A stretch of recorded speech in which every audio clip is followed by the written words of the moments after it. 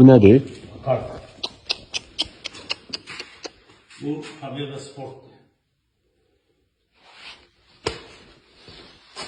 Maşallah. Sözü hamısı böyledir ya. Maşallah.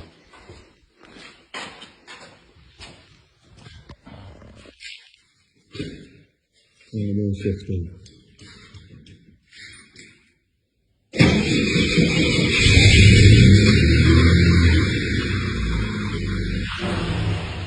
Ay maşallah. Ekskluziv. Bu ne ya?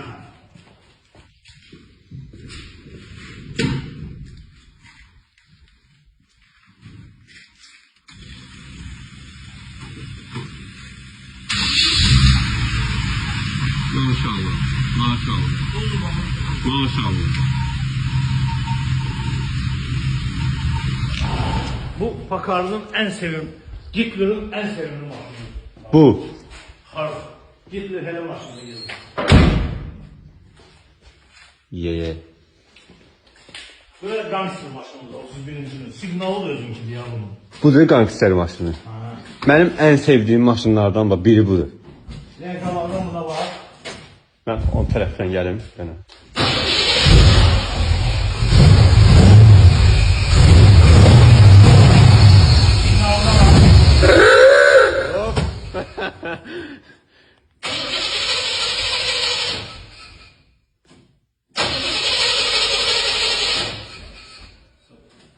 Yox.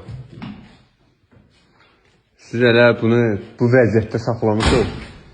Bu maşının adı nədir? Bu maşının ağın. Zil. Zim. Bu signalına var.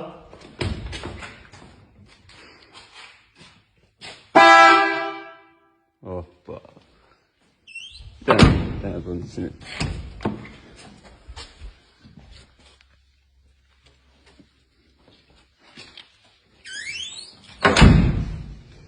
Bak bu taksidir. Hı. Üstünde T herifi üstündedir. Kalpaklarında bak. Aydındır. Bak ışığı çıkıyor. İçeride. Hmm. Aç kapını da. Ben biraz çok üstündedir. Ne burada? Bir dənə bu Hitlerin maşını çəkim qabaqdan. Bak yaşlı mısırlı da var burada. Hanı? Taksi boşalığında yaşlı mısırlı var. Aa.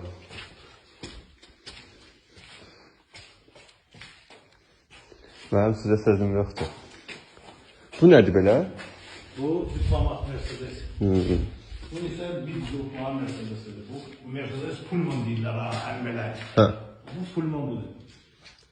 Mən Bu bu Pullman 3 tanedir. Bu Cadillac 37. yılın. 37-ci ilin Cadillac'ıdır. Bunu elə bir restavrasiya edəcəksiniz. Mən elə bilirəm ki, mən harası bir yerə düşmüşəm. Elə bilirəm yuxudayım. Allah. Bak. Bu Pullman budur. Mercedes Pullman budur. Bəs bu nədir? Bu Azadçı. maşını özümüz demiş. Bu maşını özünüz eləmişsiniz? Her maşın yok. Başı için. Hı. 12 silindirli BMW'den düzelmiş. Plastik. Plastikdir. Bak burada sana gösterdim. Bak bu sen annelerin babalarının çimadanı. Aa. O yüzden. Bak bu yüzden. Ha? Atalarımız, zatlarımız gezirdi. Bu çimadanlar üzeri bizim çimadanlar. Ha. Başımın biridir yani. Maşınımızın biri də gəldi. Bu hardan gəlir bu maşın? Sergiden. Sərgidən. Sergideydi. Hop. Film. Çox gözəl biri var. Sağ olun.